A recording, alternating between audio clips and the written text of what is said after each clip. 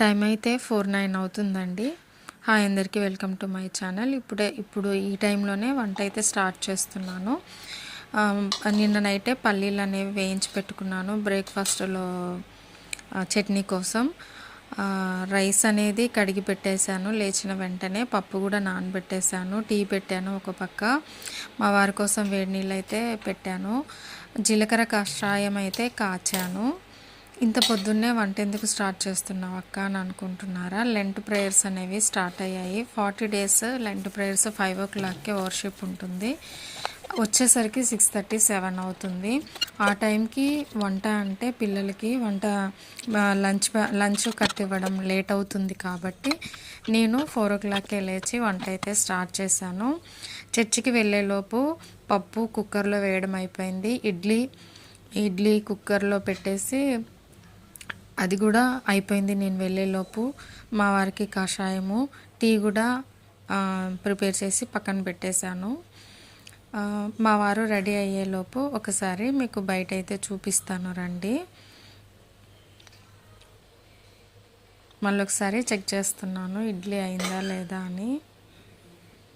Okay, ఇప్పుడు ఇడ్లీ అయితే ready అయిపోయింది. బయట చాలా చీకటిగా ఉందండి. ఇప్పుడు లైట్ వేసి ఉంది కదా, ఆఫ్ చేసి చూపిస్తాను చూడండి. చాలా చాలా చీకటిగా ఉంది, ఇంకా ఎవరు లేవలేదు. సో మేమైతే వెళ్తున్నాము.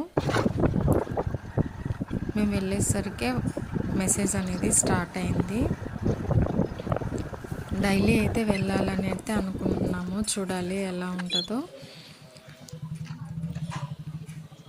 చర్చికి వెళ్ళి వచ్చిన తర్వాత మిగతా పనులు అనేవి అయితే స్టార్ట్ చేశాను. వచ్చేసరికి మేము 7 అయిందనమాట. ఎగ్జాక్ట్ 7 o'clockకి ఇంటికి వచ్చాము.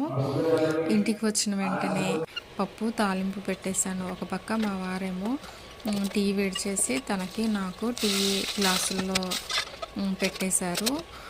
నేను టీ తాగుతూ ఇడ్లీ పాత్రల్లో నుంచి ఇడ్లీని తీసేసి చట్నీ కోసము ఆల్రెడీ వేయించి పెట్టుకున్నాను కదా పల్లీలు, చట్నీ కూడా ప్రిపేర్ చేసి తాలింపు కూడా వేసేసి పిల్లలకి నీళ్ళు ఒక పక్క వేడి చేస్తూ ఉన్నాను. ఈరోజు ఈ పని అయితే అయిపోయిందండి.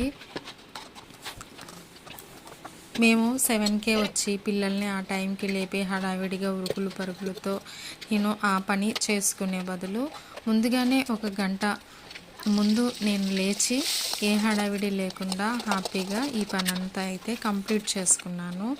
ఇప్పుడు టైము 7:20 అవుతుంది. ఈ టైంకి